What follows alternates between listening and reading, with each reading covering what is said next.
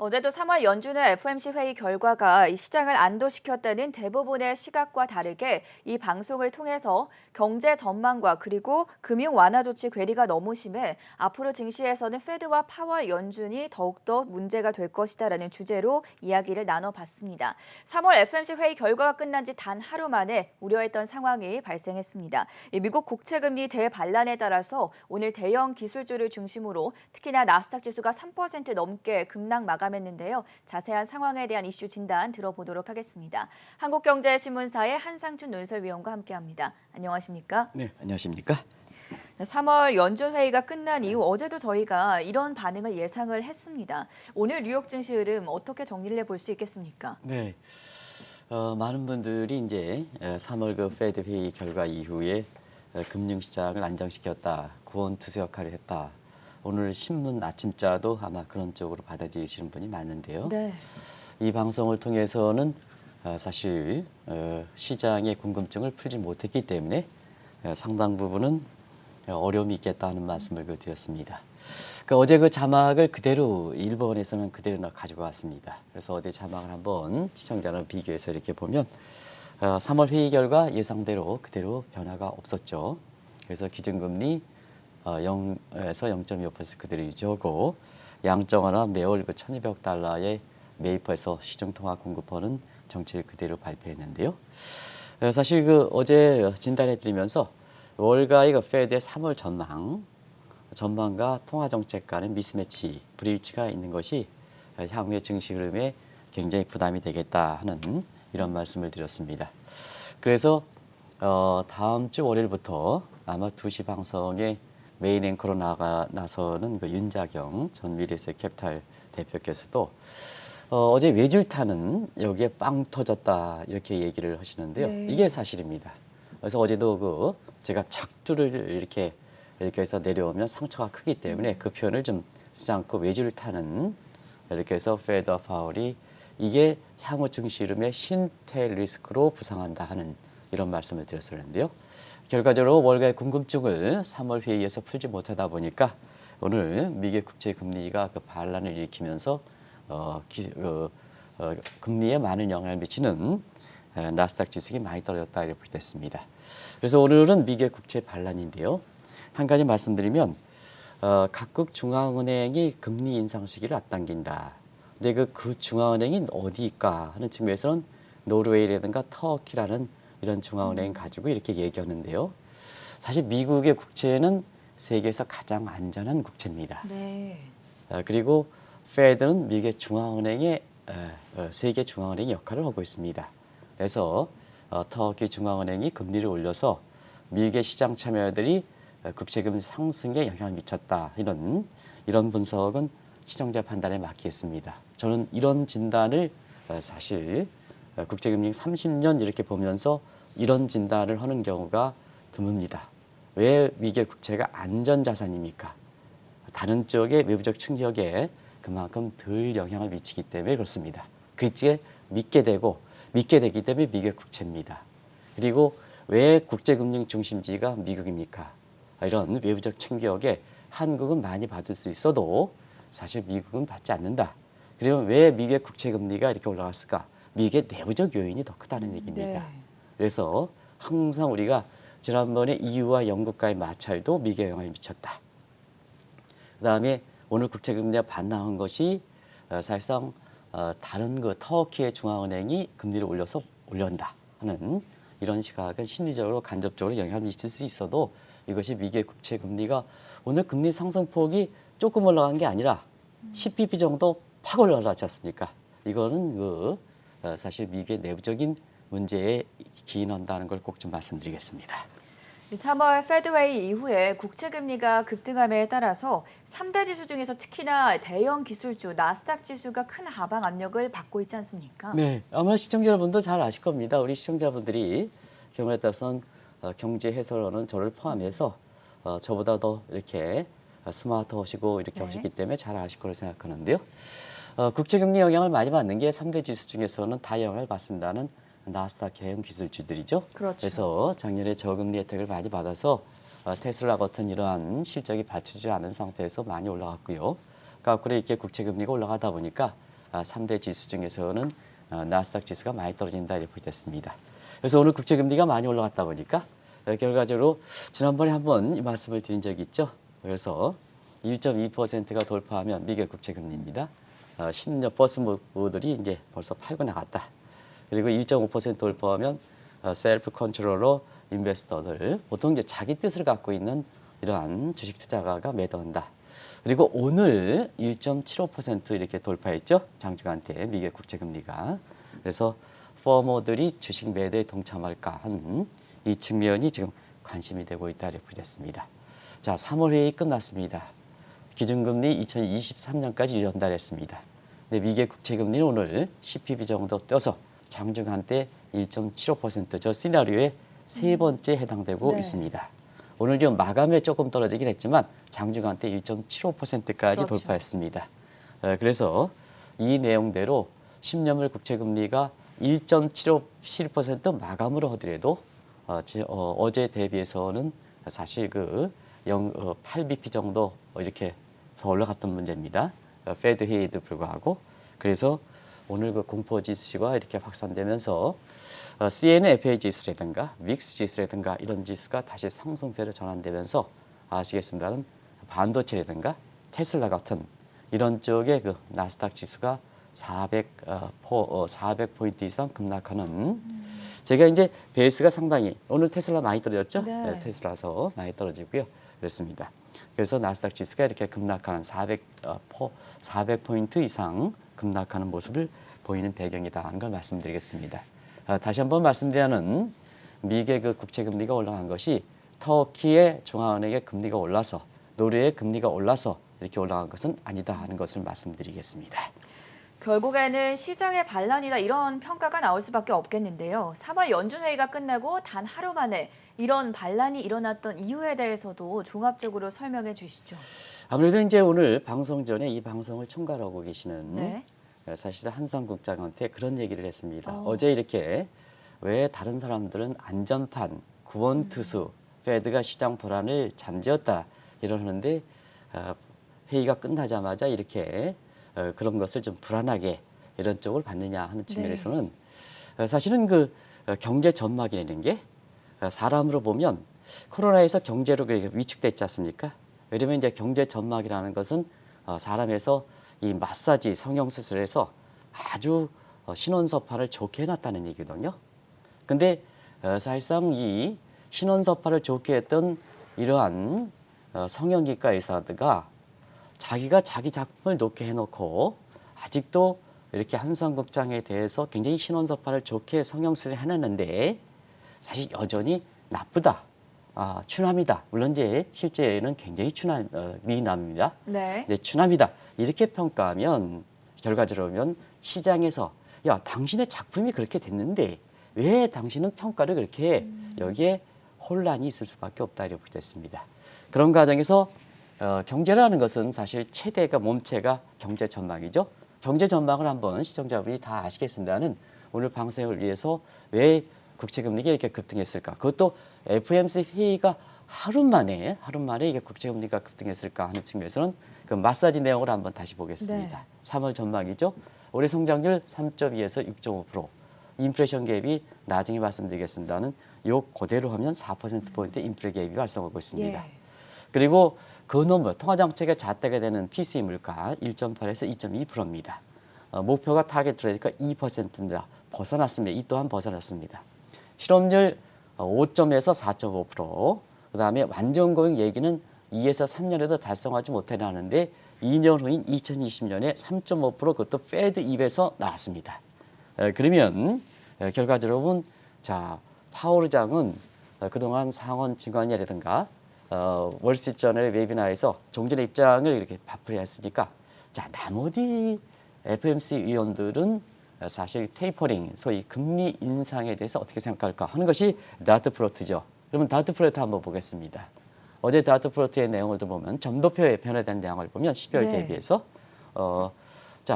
12월 대비해서 앞에는 12월이고 뒤쪽은 3월입니다. 예. 그래서 다른 FOMC 위원들 이렇게 보면 자, 1명에서 4명으로 2022년에 금리를 인상한다. 그리고 2023년 5명에서 7명으로 늘었습니다. 이게 100명에서 그런 게 아닙니다. 18명 중에 그런 겁니다. 18명에. 그리고 가장 관심이 됐던 것은 보안, 나중에 말씀드린 레버리지 비율도 이달 말에 이렇게 됐는데, 연장이 됐는데 이것도 거부를 했습니다. 그렇죠. 그러다 보니까 뭐냐. 자, 금융 완화는 결과적으로 몸체도 잘 해놓고 나머지 FOMC 의원들도 금리 인상을 한다 하는 시기가 앞당겨졌는데 왜 금융 완화 조치는 그대로 있으냐 하는 측면에서 보면 이걸 결과적으로 보면 경우에 따라서는 파월의 고집이지 않느냐, 페드의 고집이지 않느냐. 네. 시장은 이미 전부 좋아진다고 얘기하는데 여기서 시장한테 자 그동안은 페드에 반하지 말라 이렇게 했죠. 이게 그렇죠. 전설입니다. 네. 페드에 반하지 말라. 연준에 맞서지 말라. 이렇게 네. 했죠.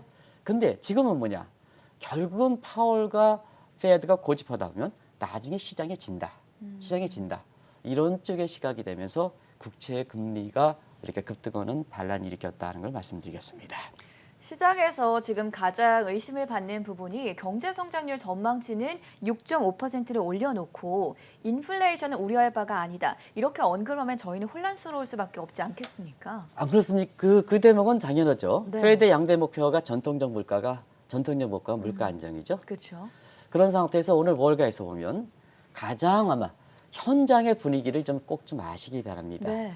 지금은 이렇게 우리나라의 뉴욕 특파원들이 얘기하는 거 가지고는 잘 안 됩니다. 그래서 방송을 위해서 실제로 페드 회의 결과에 이렇게 하루 만에 재개됐던 뉴욕 증시 이렇게 보면 시장에서 직접 프레드한테 물어보면 페드의 경제 전망 중에 어떤 쪽에 의심이 있습니까? 이런 쪽에 보면 경제 성장률 가지고 많이 얘기합니다. 네. 자, 이번에 경제 성장률을 종전그 12월 달에 전망해서 올해 성장률을 6.5% 전망했습니다.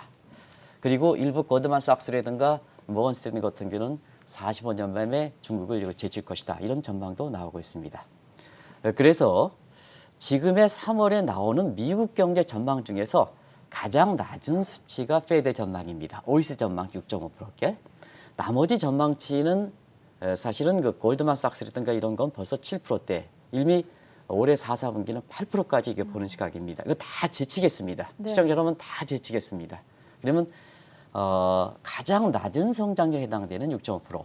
그리고 IMF 같은 건 작년 10월에 발표하고 이런 발표 수치는 믿지 말라 이렇게 했습니다. 왜냐? 이미 성장 여건이 클린턴에서 바이든으로 넘어갔고 1조 9천억 달러의 경기부양책 추진하고 이런 상태이기 때문에 작년 10월, 12월 달 이 전망치는 사실 이게 3개월 만에 3%포인트 대형으로 되기 때문에 작년 3월에 12월에 작년 10월에 이렇게 하는 것은 인용하지 마십사 하는 것도 어제 말씀드렸습니다. 그러면 3월에 가장 이렇게 늦게 발표했던 성장률 중에 미국 경제 성장률이 가장 낮은 것이 OECD와 페드의 전망치인데요. 6.5%를 감안해 보겠습니다. 미국의 잠재 성장률 가장 높게 봤을 때 미국의 잠재 성장률은 대충 2% 내지 1.8% 보는데요. 그것도 페드 가장 잠재 성장 높게 해야 되는 2.5%를 보겠습니다. 그러면 6.5%에 2.5%를 빼면 자, 오크네 법칙상 4%포인트의 인플레 개입이 발생한다는 얘기입니다. 그런 얘기죠. 그 다음에 자, 우리 이제 전에 거도 계속해서 원자재 가격 얘기하겠습니다. 원자재 가격이 올라갑니다. 네. 올해 뭐 100달러 얘기도 나오고 80달러 얘기도 나오고 벌써 작년 4월 달에 20달러대에 떨어졌던 것이 지금 오늘 한국경제신문 쭉 보면 원자재 인플레가 된다 해서 구리 가격도 톤당 9,000달러가 벗어났습니다. 유가도 60달러 가고 있습니다. 이게 느끼는 상이거든요. 네. 그래서 다중공선성 인플레다. 이게 일시적 현상만 아니다. 자, 지금은 코스트푸시 측면, 정책 요인 측면, 금융 완화니까 인플레도. 예. 그다음에 국제유가라든가 이런 측면도 코스트푸시 측면. 그다음에 자, 6.5%의 인플레 개발, 디맨드 풀 사이드 이렇게 그렇죠. 되죠. 그래서 한 선상에서 요인이 정책 요인은 인플레 우려, 그다음에 원자재 가격에 의한 인플레 우려, 그리고 성장률의 고성장의 인플레 우려. 이게 한 선상에 나타난다는 얘기거든요. 이건 일시적 현상이냐? 파월 의장 당신이 일시적이냐 하는데 시장에서는 그렇지만 않다 하는 얘기죠. 그래서 월가에서는 지금 인플레 문제에 대해서 안정적이다, 일시적이다 하는 문제에 대해서 실제로 월가가 믿어야 될까 해서 인플레 오더가 잠재우지 못하는 상태에서 이 국채 금리가 급등하는 현상으로 나타났다는 걸 말씀드리겠습니다.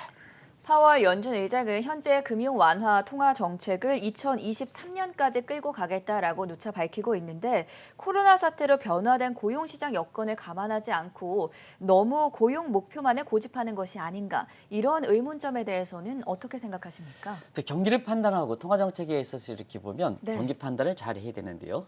경기를 판단한 지표는 가장 종합적인 지표가 GDP 성장률이죠. 네.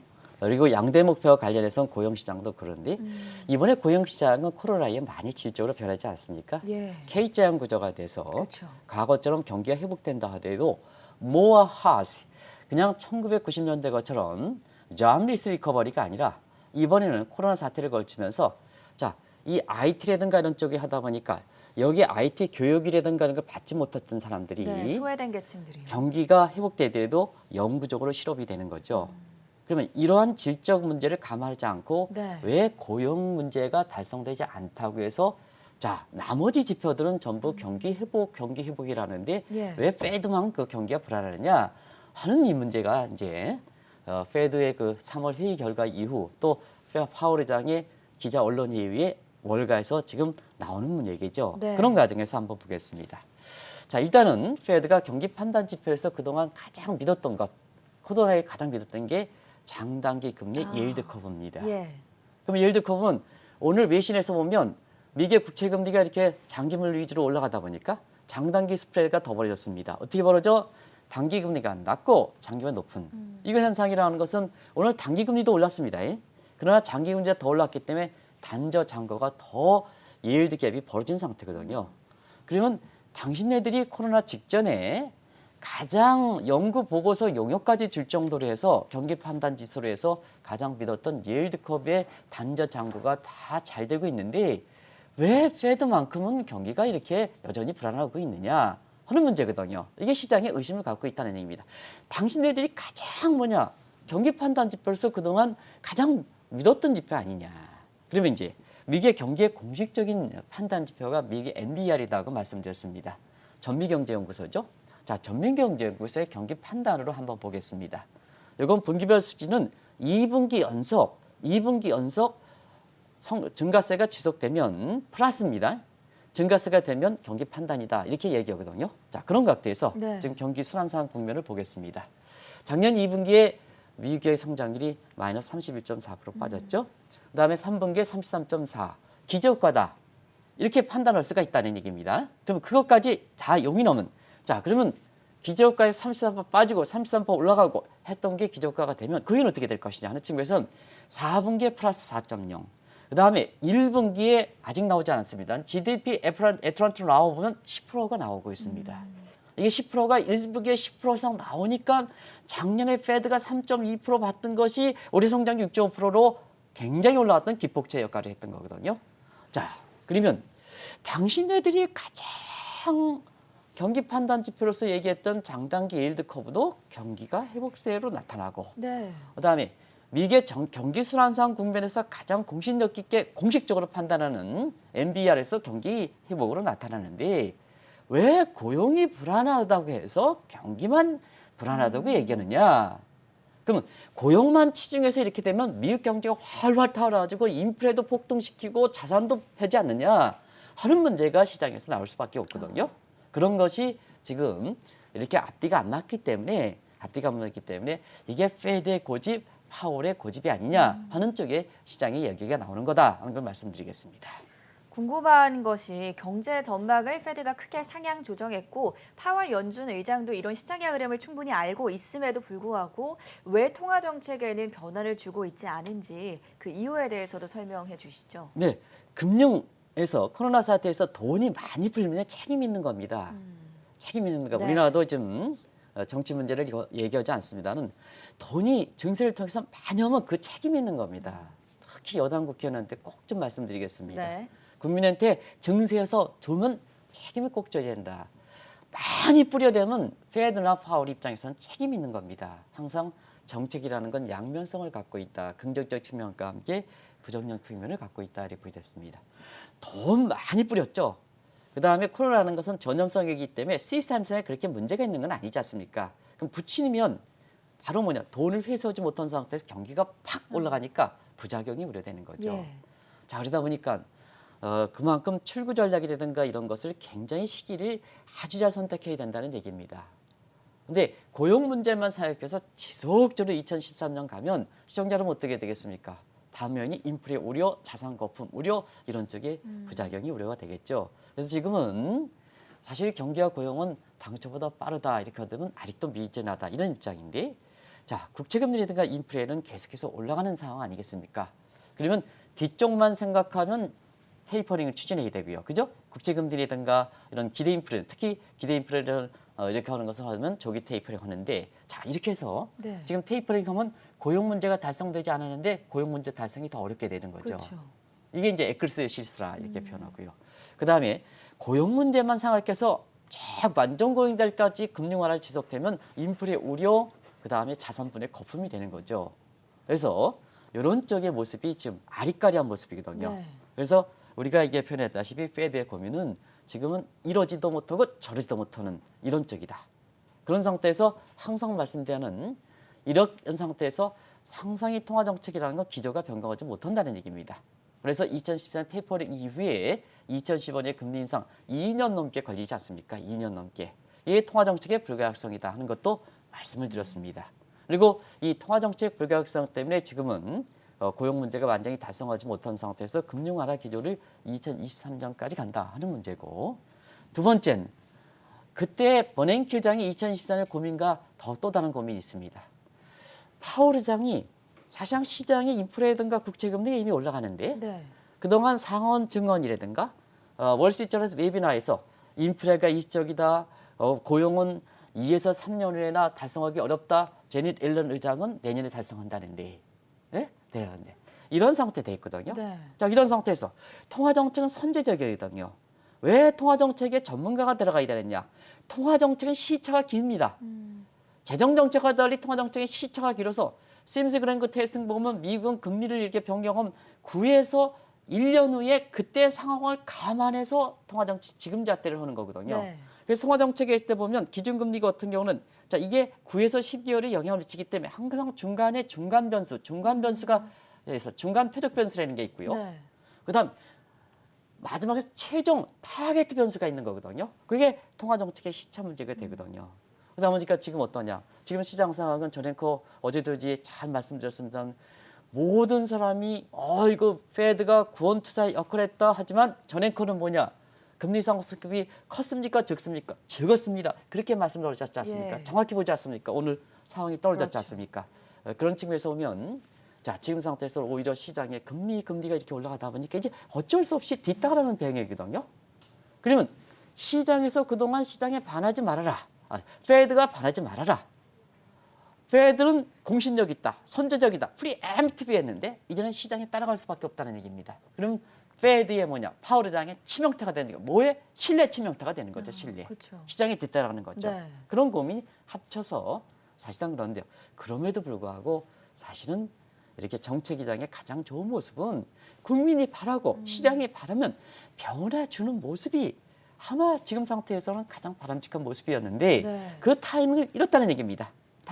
그래서 오늘 국채금리가 하루에 10bp, 그것도 굉장히 페드 회의 전보다 네. 안정시켰다, 많은 사람이 구원투자 효과를 했다 하는데 하루 만에 10bp 정도 급등하는 모습을 보이지 않습니까? 뭐든지 타이밍이 중요한 겁니다. 이렇게 그런 것이 나오고 있다는 표현이 됐습니다. 그렇게나 급격하게 어제에 이어서 또다시 한번 치솟은 국채금리를 안정화시키기 위해서는 어떤 방안이 나와야 되겠습니까, 위원님? 네, 지금 상태에서 이제 시청자 여러분께서 지금 이제 페드 회의 결과가 이렇게 사실 국채금리 안정시키고 인플레 문제를 부식시키지 못했다. 그래서 나스닥 우리 서학개미들이 맡고 있는 애플과 테슬라 주가가 많이 떨어졌다. 그러면 이제 지금 가장 궁금해하는 것이 자, 그러면 회의도 끝났는데 자, 다음 얘기 전까지 시간이 있습니다. 회의가 끝났는데 사실상 지금 상태에서 국채금리를 안정시키는 방안이 뭘까? 이거 궁금하시죠? 네. 이게 가장 궁금하실 겁니다. 그래서 그러면 지금 상태에서는 이달 말에 어제 기자회견에서 거부했던 소위 여기 이제 나오죠? 우리가 이제 우리 정 PD께서 이게 가장 중요한 조치입니다. 이게 나오느냐 안 나오느냐? 오늘 방송 해설하는 사람은 이걸 국채금리가 올라가는 상태에서 이렇게 보면 엄하게 터키의 금리가 중앙은행이 올랐기 때문에 미국의 국채 금리가 올랐다 이렇게 얘기하지 마시고요. 네. 국채 금리를 안정시키는 자 올랐다 그럼 안정시키는 이 방안을 제시해 주셔야죠. 그런 상태에서 지금 단기적으로 보면 어제도 이제 말씀드렸습니다는 이 SLR에서 우리 작은 그 정 PD께서 Supplementary Leverage 위원님 오늘 Ratio 큰 정필입니다. 네, 큰 정 PD입니다. 그래서 우리 방송을 진행하시는 분이 정 PD가 두 분이 분이 있는데요. 계시죠. 그래서 구별이 안 돼서 제가 큰 정 PD, 정원장 PD 하는데요. 네. 다 저 엘리트 PD들입니다. 여기에 이제 이렇게 보완적 레버리지 비율이 있지 않습니까? 요 비율이 이제 이달 말이 됐습니다. 이게 레버리지 비율이 연장되지 않으면 공매도 재개문자 비슷하다 이렇게 됐습니다. 그래서 이 비율이 연장되지 않으면 네. 이제는 대손 충당을 더 쌓아야 되기 때문에 증시가 떨어진 상태 대손 충당을 쌓이기 때문에 작년에는 이러한 그 투자은행들이 사실 저금리니까 채권 가격이 높은 것을 예상해서 이 보유 국채들을 미국 국채를 많이 해놨거든요. 그러다 보니까 자 이제는 연장이 되지 않으면 그 레버리지 비율을 지키기 위해서 뭐냐 보유 국채를 던져야 되지 않습니까? 네. 던지면 어떻습니까? 결과적으로 보면 국채 발행 시장에서 국채 공급량이 증가하니까 국채 가격이 떨어지고 국채 금리가 폭등하는 사태가 나타나죠. 네네. 오늘 미국의 국채 금리가 올라갔던 것도 어제 기자회견에서 다들 시장에서는 이거 연장해주지 않으면 국채 금리가 올라간다 이런 쪽의 얘기들이 많은 상태에서 이걸 연장하는데 거부 반응을 보였던 이게 이례적이었다 어제 말씀드렸습니다. 예. 이런 것이 미국의 국채 금리를 오늘 올렸던 장중한 때 1.75%까지 10년물이 끌어올렸던 배경이다. 개도국의 중앙은행에 금리를 인상하는 조치가 영향을 미친 게 아니라 네. 이 영향을 미쳤다 이렇게 보셨습니다. 그래서 이 조치는 사실 FOMC 회의가 열리지 않더라도 작년에 긴급 임시 조치 있지 않습니까? 네. 긴급 임시 조치는 중앙은행 입장에서 두 가지 정책, 기준금리를 변경하거나 오픈 마켓 오퍼레이션, 유동성 공급을 조절할 때 이때는 회의를 거친다. 예. 근데 이런 조치들은 FOMC 회의를 거치지 않더라도 요거를 풀 수가 있다는 걸 말씀드리겠습니다. 그래서 다음 회의가 전까지도 요 조치에서 연장안이 나오면 국채 금리를 안정시킬 수 있다 하는 측면에서 이 방안을 주목하셔 보실 필요가 있고요. 또 한 가지 그렇습니다. 자, 지금의 국채 금리가 올라가는 건 대규모 국채 발행이지 않습니까? 그렇죠. 대규모 국채. 제니 렐런 입장에서 대규모 1조 9천억 정도 대규모 되는데 경기도 많이 올라갔지 않습니까? 인플레도 많이 우려가 되지 않습니까? 여기에 1조 9천억 정도 나오니까 지금 상태에서 적자 국채가 발행이 불가피하지 않습니까? 근데 적자 국채 발행은 만기물 중심과 만기물이 10년 이상 장기채를 중심으로 해야 되지 않습니까? 네. 바로 뭐냐 2년물, 3년물 바로 오면 바로 만기물가 되기 때문에 안 되지 않습니까? 이유거든요. 지금 상태에서는 이게 국채 금리 급등에 의해서 자 주가가 떨어진다, 경기가 어려진다면 자 경기 부양책에 의해 가지고 경기를 안정시키게 되는데 오히려 거꾸로 국채 금리가 올라가서 크라우딩 아웃 이펙트. 자 금리가 올라가면 투자 안 하죠, 소비 안 하죠. 네. 예금 증대시키죠. 그쵸. 크라우드 아웃 이펙트죠. 그러다 보니까 대규모 국채 발행하더라도 경기 부양책 효과가 국채 금리 안정시키지 않으면 오히려 부양 효과가 적어. 그러다 보니까 어떻습니까? 경기 부양책의 속도를 조정하죠. 집행 시기를 조절한다 이거겠습니까? 집행 시기를 조절하면 적자 국채 발행 물량의 시기가 늦게 되는 거죠. 네. 늦게 되는 거죠. 그리고 경우에 따라서는 1조 5천억 정도 한다 하더라도 이게 미국에서 이렇게 보면요. 상원 통과했고 대통령 선언했더라도 반드시 집행하는 거 아닙니다. 경기가 좋아지고 지금 경기가 좋아서 인플레가 되는데 1조 5천억 대통령이 서명했다고 해서 질러버려? 그러면 미국 경제 굉장히 인플레가 폭등하게 되는 거죠. 그렇죠. 항상 그 말씀을 드리겠습니다. 네. 그래서 지금 상태에서 국채 금리가 이렇게 진정되지 않으면 대규모 국채 경기 부양책의 내용을 적자 발행 시기를 조절한다 이렇게 보겠습니다. 다만 한 가지 그래서 이게 중요했던 겁니다. 이번에 많은 분들이 장기 금리가 올리니까 오퍼레이션 트위스트 문제를 얘기했지 않습니까? 네. 이거 얘기할 수가 있습니다.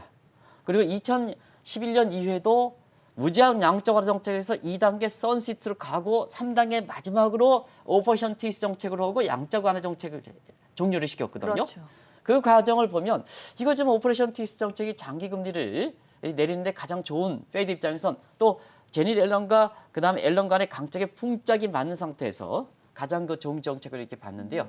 요보다는 자, 앞으로 조기에 테이퍼링을 추진한다 하는 시장의 시그널을 주거든요. 그래서 직접적으로는 장기 금리를 안정시킬 수 있다 하더라도 테이퍼링의 조기 시그널이니까 시장을 안정시킬 수 있겠느냐? 시장을 안정시킬 수 있겠느냐? 하는 측면에서 또 다른 문제거든요. 그래서 어제 오퍼레이션 트위스트 문제 많은 사람들이 얘기했던 이런 오퍼레이션 트위스트의 정책의 사실상 그 성격으로 보면 누차 말씀드린 이것은 긴축 정책의 신호탄이기 때문에 네. 쉽지 않습니다. 많은 전문가들이 얘기했습니다. 쉽지 않습니다. 하는 것을 누누이 말씀드렸었거든요. 그래서 지금은 장기채 금리가 이렇게 올라가면 결과적으로면 사실 그 피해드 입장에서도 이 오퍼레이션 트위스트 정책이 나올 거리게 보이는데요. 그러면 자 테이퍼링 얘기가 나올 수가 있다. 이렇게 보시면 되겠습니다. 그러면 테이퍼링 추진한다. 이렇게 보시면 되겠습니다. 그런 부담들이 있기 때문에 지금 상태에서는 가장 시청자분이 봐셔야 될 것은 국채금리 안정을 위해서 페드를 거치지 않고 할 수 있는 SLR 이단 말에 만기가 되는 일종의 선셋인데요. 일몰조항 정책인데요. 네. 이걸 연장시키는 방안이 나올까 하는 것이 국채금리를 안정시키고 테슬라라든가 애플이라든가 우리 서학개미들이 하는 자 대형 기술주를 중심으로 한 나스닥이 회복되는데 베이스가 크기 때문에 다른 투자자들에 비해서는 수익률이 높지 않는다 하는 것을 말씀을 드리겠습니다. 오늘 SLR에 대해서 굉장히 자세하게 공부를 해봤습니다. 마지막으로 일전에도 한번 전해주신 적이 있었는데 이번에 3월 페드 회의 결과를 무력화시키기 위해서 중국이 가지고 있던 미국 국채를 내다 팔았다 이런 시각도 제기가 되던데 이 부분도 설명해 주시죠. 오랜만에 네. 오늘 그 중국과 미국의 고위급 회담이 되죠. 그렇죠. 고위급 회담이 되니까 시장에서는 사실 그 바이든 정부 들어오면서 미국과 중간의 마찰이 더 심해졌죠. 일반적으로 다자채널 복귀해서 다른 동맹국가의 다자채널로 복귀하는데 네. 유독이 경제 패권 미국과는 트럼프 전략 때는 까마귀 대 까마귀 싸움이었지만 자 바이든 정부 때는 까마귀 중국이 되겠죠. 기득권이 갖고 있는 독수리 이러면서 위에 매 입장에서 딱 내리꽂는 네. 중국이 갖고 있는 약점을 내리꽂는 중국이 갖고 있는 약점 내리꽂는 이런 정책이죠. 그러면 뭐냐? 자, 중국 입장에서도 경제 패권. 자, 3월 양에 대해서 보면은 시진핑 체제 고과, 그 다음에 미국과의 경제 패권 지속 이런 문제 있죠. 그러면 중국에서 내리꽂는 저니까 자, 미국이 바이든 정부 중국이 내리꽂는다 취약점을. 그러면 중국 입장에서도 미국의 취약점을 건드리는 거죠. 그러니까 뭐냐? 지금 상태에서 미국의 국채 금리가 가장 올라가는 게 올라가는 게 취약점이죠. 그러다 보니까 중국이 갖고 있는 보유 국채를 어려울 때, 자 3월 회의 결과에서 금리를 안정시켜 어려울 때 안정시키면 미국의 증시라든가 이런 게 안정시키지 않습니까? 그럴 때 뭐냐? 국채를 내다 파는. 그래서 3월 회의 결과를 무력화시키는 이런 쪽이 이렇게 분위기가 폭착되지 않느냐 하는 이런 쪽이 나온다 이렇게 보겠습니다. 이 문제는 오늘 오랜만에 작년 그 1월 15일인가요? 1차 그 무역 합의안에서 나올 때 이후에 처음으로 미국과 중국과의 고위급 회담이고 바이든 정부에 처음 들어서 양국 간의 고위급 회담이기 때문에 이런 정책과 맞물려서 이런 시각도 나온다. 이 문제는 바이든 정부 내내 미중 간 패권 마찰에서 중국이 보유한 국채를 계속해서 파느냐 하는 문제는 시청자분이 계속해서 관심을 가져야 될 사항이다 하는 걸 말씀드리겠습니다.